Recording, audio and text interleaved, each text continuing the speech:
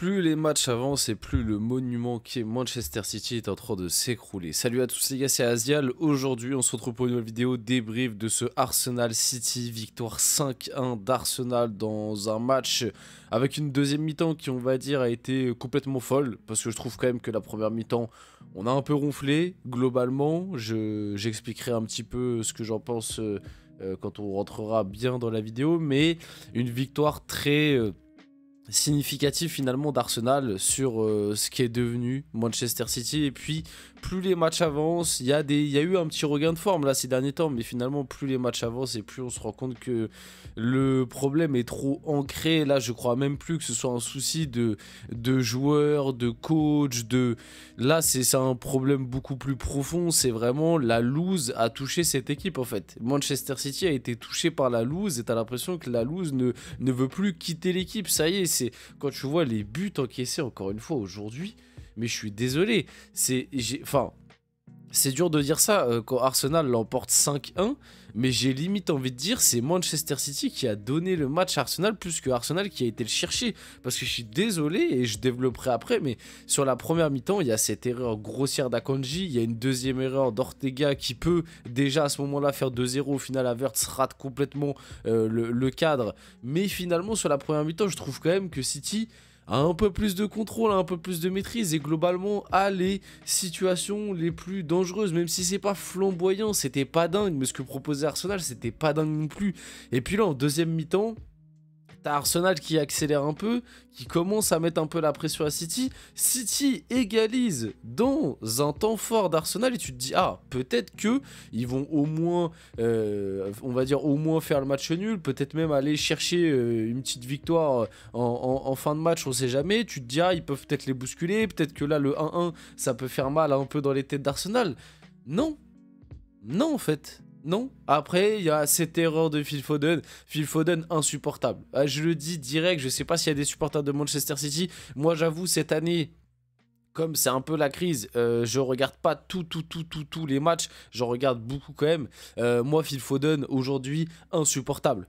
Insupportable parce que pendant les 50 premières minutes là, avant qu'il fasse son erreur en fait, il était là à faire le mec, à donner des consignes, à bouder dès qu'il avait pas la balle, à faire des gestes d'humeur, tout ça pour que ce soit lui au final qui plombe complètement l'équipe. Parce que je suis désolé, l'erreur de Phil Foden là, le ballon donné à Partey qui après va marquer une minute après que t'es égalisé et qui lance Arsenal dans la machine qui après au final te fait prendre 5-1, c'est honteux. Je suis désolé, c'est honteux, surtout quand tu vois l'attitude qu'il a eu avant, pendant le match. Bref, je suis désolé, je suis directement parti dans le débrief, je me suis un petit peu emballé. Comme d'habitude, hein, je leur reprécise, même si je pense que ça s'entend, je suis toujours sous maladie les gars, je suis désolé, donc la voix un peu prise, le nez bouché, vous connaissez, donc je m'en excuse si ça s'entend. J'essaye de faire le maximum pour vous proposer un petit peu du contenu et vous proposer des débriefs de matchs qui sont très intéressants, qui étaient très intéressants pardon, à suivre. Et ouais, du coup, n'hésitez pas à liker, commenter, partager, vous abonner, hein, ça fait toujours plaisir, ça aide pour le développement de la chaîne. Voilà, n'hésitez pas surtout là, d'autant plus comme je suis un peu dans, dans la maladie, n'hésitez surtout pas. Donc ouais, victoire 5-1 au final totalement méritée, même si comme je l'ai dit, pour moi sur la première mi-temps je trouve que City est supérieur parce que Arsenal en fait, comme ils ont ouvert le score très rapidement à cause de cette erreur d'Akanji, j'ai l'impression qu'Arsenal une fois après avoir ouvert le score, ils se sont dit on va bétonner, on va en tout cas défendre un peu plus serré, pas prendre trop de risques quoi. On va contrôler, on va rester équilibré, on va pas prendre trop de risques, on mène 1-0, on est chez nous, on sait que City en ce moment en plus ça va pas fort, on sait qu'ils peuvent nous faire des petites dingueries et nous donner des occasions de marquer avec quasiment rien. D'ailleurs c'est ce qui se passe, hein. C'est ce qui se passe quelques minutes après, avec encore une fois une erreur d'Ortega. Pareil, hein, le match d'Ortega, mais de toute façon après on ira faire un petit tour sur FootMob, on parlera des individualités, mais ouah. Côté City honnêtement les individualités c'est chaud. Non franchement c'est chaud, hein. Là les gars, moi je vous le dis, hein, ça a plus rien à voir avec Rodri, ça a plus rien à voir avec Guardiola, ça a plus... Enfin si, parce qu'on le voit que Guardiola il trouve pas la solution, il arrive pas à trouver les mots. Mais là je suis désolé, mentalement les joueurs ils sont morts, ils sont cramés. Il n'y a plus rien. Eh, franchement, je te dis la vérité. Si tu veux espérer quelque chose, soit, je sais pas, là, il te faut un truc miraculeux, ou soit, il faut que tu rachètes un 11. Là, pour moi, il faut que tu rachètes un 11 entier, limite. À part 2-3 joueurs, tu vois. Mais globalement, il faut que tu te rachètes au moins 10 joueurs. Facile. Là, l'effectif, il est névrosé. Il est cramé de chez cramé. La période, elle est cataclysmique. C'est trop. Franchement, c'est trop. Et ouais, du coup, sur la première mi-temps, il y a 2 erreurs de City qui peuvent donner 2 buts, ça en donne 1. Mais globalement, je trouve City et au-dessus, je sais pas, mais en tout cas, City est l'équipe qui essaye de faire le... Enfin, qui en même temps, Arsenal, comme j'ai dit, était un peu recroquevillé, équilibré, mais c'est City qui a les meilleures situations. D'ailleurs, à la mi-temps, pour moi, le meilleur joueur côté Arsenal, limite, c'est David Raya. Parce que David Raya, mine de rien, il sort la parade sur Savigno, il sort à un moment un arrêt aussi sur Haaland, si je me trompe pas. David Raya, sur la première mi-temps, il fait 2-3 parades quand même importantes. Je dis pas, c'est pas les parades du siècle, mais des parades importantes qui auraient pu peut-être faire basculer la rencontre. Et comme je l'ai dit un peu avant, pour moi par contre la deuxième mi-temps elle est 100% pour Arsenal. Parce que le truc qui est paradoxal, c'est que dès le début de deuxième mi-temps, je trouve qu'Arsenal revient avec de meilleures intentions, ils sont meilleurs, ils mettent plus d'intensité, plus de pressing. Et au final, le truc qui est paradoxal, c'est que c'est City qui marque à ce moment-là, qui mettent le 1-1 avec le but d'Haaland sur un centre de Savigno. Ouais, c'est Savigno si je me trompe pas, ou Marmouche, j'ai un doute. Non, je crois que c'est Savigno. Sur un centre de Savigno, belle tête d'Haaland, rien à dire, mais bon, Haaland, c'est la seule chose qu'il a bien fait du match, quoi. Sinon, il a encore une fois été invisible, mais bon. Voilà. Donc ouais, la deuxième mi-temps, Arsenal revient bien mieux. Le truc qui est un petit peu bête, c'est qu'ils prennent le 1-1, mais au final, comme Phil Foden donne le ballon à Thomas Partey pour mettre le but du 2-1, ça va. Et puis après, c'est festival. Hein. Sur le but du 3-1, le jeune là, Lewis Kelly, si je me trompe pas. D'ailleurs, très bon. Très bon. Là, bah oui, je suis bête, c'est écrit Lewis Kelly. Franchement, très bon. Comme je vous l'ai dit, la PL cette année, je suis un petit peu moins. Déjà parce que c'est super compliqué de regarder toutes les équipes et j'essaye de regarder un maximum, notamment quand il y a des grosses affiches là comme ça, mais c'est vrai que Lewis Kelly, pour un jeune du centre, 18 ans en plus, il a mis son premier but là, il a quand même mis sur le banc des petits noms sympas, hein. Moi j'avais oublié que Calafiori il jouait à Arsenal, hein, parce qu'il avait fait un euro de dingue et c'est vrai qu'au final il n'a pas énormément de temps de jeu, même si je crois qu'il a eu une blessure à un moment. Mais je crois que c'est pas ouf pour le moment, ses débuts à Arsenal, enfin il peut mieux faire.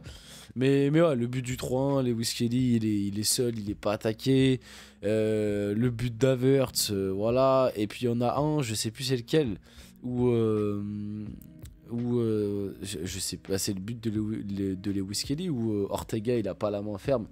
Enfin bref, je crois qu'on va faire, on va faire un petit tour sur FotMob, ça va permettre de voir quelques stats et tout. Donc vous avez les buteurs, vous avez les minutes. Donc Odegaard dès la deuxième minute, c'est terrible, hein. L'erreur d'Akanji, 2 minutes de jeu, c'est terrible encore une fois. Et en plus, ils ont fait passer la stat là pendant le match. Cette année, Manchester City juste en première ligue, hein. Donc imaginez si tu prends les autres compétitions. En première ligue, ils ont fait 8 erreurs qui mènent directement un but. C'est-à-dire qu'il y a 8 buts que Manchester City a encaissé cette saison en première ligue qui viennent d'erreurs individuelles de joueurs qui vraiment ont sur une perte de balle ou une passe ratée qui, tac, te mènent directement un but. Et sur ce match-là, ils en ont fait 2. Quand même pas mal. Les 2 premiers, hein, qui permettent à Arsenal de bien les mettre dans la rencontre.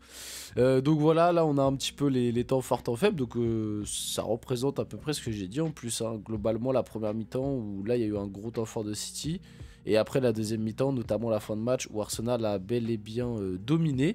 Au niveau des XG, je suis assez surpris par contre. 46% de possession, 54 ok, mais 1 XG seulement pour Arsenal avec 12 tirs. C'est vrai que ça fait pas beaucoup au final, hein.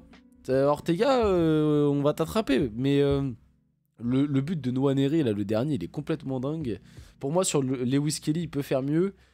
Sur Thomas Partey, c'est vrai que c'est une frappe contrée, donc c'est un peu pas de chance. Mais après, c'est vrai que City, mine de rien, ils prennent des buts ou des erreurs individuelles, un petit manque de réussite. Voilà, on va dire qu'aussi, ils ont pas en ce moment, ils ont pas la chance avec eux, quoi.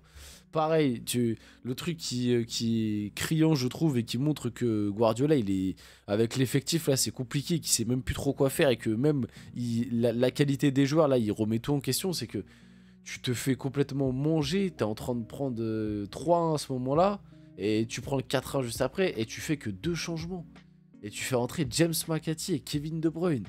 C'est ça tes changements. c'est compliqué. Alors là, il y a du rouge. Hein. Waouh.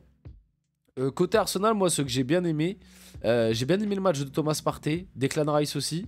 Trossard, il a 6-6, mais moi, je l'ai trouvé bon. Il a bien déséquilibré et tout. Lewis Kelly, bien évidemment. Après, Saliba, Gabriel, ça a été solide. Raya aussi. Et côté City, il n'y a pas de top, hein, c'est plus des flops. Hein. Moi, Bernardo Silva, c'est catastrophique. Phil Foden aussi. Les 4 de derrière, c'est catastrophique. Ortega, catastrophique. Franchement, il y a que moi, Kovacic, ça va, je trouve. Ça va, c'est un peu le seul qui a essayé un peu au milieu de terrain. Savigno aussi, un petit peu. Marmouche compliqué, Haaland compliqué, donc voilà. On finit la vidéo là-dessus. J'espère que cette vidéo vous a plu. Si c'est le cas, n'hésitez pas à liker, commenter, partager, vous abonner. Les gars, c'était Asial. On se retrouve très rapidement pour une prochaine vidéo.